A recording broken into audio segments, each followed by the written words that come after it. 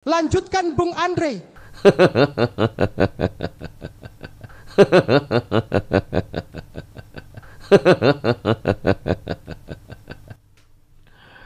Oke, teman-teman, siapkah teman-teman untuk masuk di dilema yang ketiga? Ya, kita masuk ke dilema ketiga. Yang disalibkan adalah yang diserupakan dengan Yesus. Nah, saya menunjukkan kepada Anda seorang tokoh Muslim namanya Syekh Imran Hussein. Jadi Syekh Imran Hussein ini adalah seorang ulama yang berdarah Pakistan, yang mengambil, setahu saya dia pernah studi di Al-Azhar juga. Syekh Imran Hussein menurut saya berpikir dengan otaknya. Dia adalah seorang yang mikir. Dia adalah seorang yang mampu untuk mengkaji, memikirkan secara konsekuensi logis. Dan menurut saya beliau ini orang pintar. Kita dengarkan apa kata Syekh Imran Hussein ini. You're going to tell Allah on Judgment Day, you caused that man to assume the appearance of someone? Oke, ini penting ya, kata Syekh Imran. Ini menjadi inti dari pemikiran dia ketika dia bilang patetik kalau kalian percaya bahwa ada orang yang disalibkan menyerupai Yesus. Itu patetik, kalian menyedihkan sekali. Kenapa? Karena Anda yang mengatakan bahwa ada Allah yang menyerupakan seseorang seperti Isa, lalu menghukumnya disalib, adalah Anda yang menuduh Allah melakukan kejahatan. Kita dengarkan sekali lagi perkataan Syekh Imran Hussein ini. You're going to tell Allah on Judgment Day, you caused that man to assume the appearance of someone? And he who never claimed to be the Messiah, he was crucified. That is an act of injustice. You attributing injustice to Allah? What foolishness. Tuh, jadi Syekh Imran Hussein ini bilang, bodoh sekali kamu menuduh Allah itu menghukum orang tidak bersalah.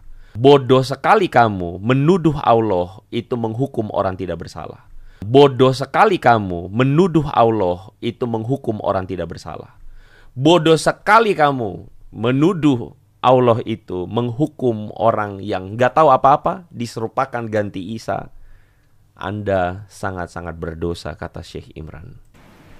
Kamu akan dihukum. Naudzubillah min zalik, kata Syekh Imran Hussein. Kamu akan dihukum kalau kamu mengatakan ada yang bertukar tempat dengan Isa. Itu kata Syekh Imran Hussein. Jadi untuk Anda yang kalau saya recap, ketika Kainama mengatakan ada orang yang diserupakan dengan Isa alaihissalam lalu disalibkan, Syekh Imran Hussein langsung ngomong di depan matanya dan bilang, kamu berdosa, kamu menuduh Allah menghukum orang lain. Kamu berdosa banget. Ya. Nah, jadi begini teman-teman. Untuk Anda yang berpikir, saya hadapkan kepada Anda sebuah dilema lagi. Kainama mengatakan ada yang diserupakan mengganti Yesus. Sebagaimana banyak Muslim percayanya begitu. Tapi saya menghargai ada seorang ulama Muslim, Syekh Imran Hussein, yang mengatakan dosa. Kalau dipikir-pikir, dosa mengatakan atau menuduh Allah menghukum orang yang tak bersalah. Dosa mengatakan atau menuduh Allah menghukum orang yang tak bersalah. Dosa mengatakan atau menuduh Allah menghukum orang yang tak bersalah. Sesungguhnya, kata Syekh Imran Hussein, akal sehatnya jalan. Allah, Tuhan, Allah, itu tidak mungkin menghukum orang yang tidak bersalah. Allah, itu tidak mungkin menghukum orang yang tidak bersalah. Allah, itu tidak mungkin menghukum orang yang tidak bersalah. Mana mungkin Allah menghukum orang yang tiba-tiba gak ngapa-ngapain, langsung disalibkan gara-gara mengaku Al-Masihu, kan gitu kan. Bagaimana mungkin? Nah itu.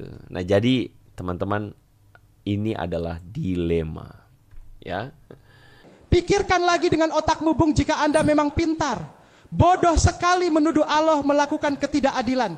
Bodoh sekali menuduh Allah membiarkan orang tidak bersalah dihukum. Dosa menuduh Allah menghukum orang yang tidak bersalah. Ingat, Yesus tidak bersalah di hadapan Allah. Jadi beliau tidak mungkin dihukum. Mana mungkin Allah membiarkannya mati menjadi kutuk seperti tuduhan Paulus dalam Galatia 3 ayat 13. Sedangkan menurut Ulangan 21 ayat 22 dan 23, yang terkutuk adalah orang yang dosanya setimpal dengan hukuman mati. Jadi siapa yang terkutuk? Seorang perampok dan pembunuh namanya Yesus Barabas. Matius 27 ayat 16. Dua Yesus berada di dalam penjara yang sama. Dan Pilatus telah merencanakan rekayasa pertukaran mereka. Allah mengutus malaikat untuk melindungi Yesus seperti yang tertulis tentang dia dalam Mazmur 91 ayat 12. Dan dia hanya menonton dengan mata kepalanya sendiri. Ayat 8. Orang benar diselamatkan, lalu orang fasik menggantikannya. Amsal 11 ayat 8. Puji Tuhan, Allah mengabulkan doa Yesus di Taman Getsemani. Yesus lolos dari penyiksaan sadis yang sangat ditakutinya. Lukas 22 ayat 44 dan juga sangat menyedihkan hatinya. Matius 26 ayat 38. Jangan ikut sedih Bung Andre. Jangan lagi menginginkan agar Yesus mati disalib seperti Yudas Iskariot. Celakalah orang yang olehnya anak manusia diserahkan. Adalah lebih baik bagi orang itu sekiranya ia tidak dilahirkan.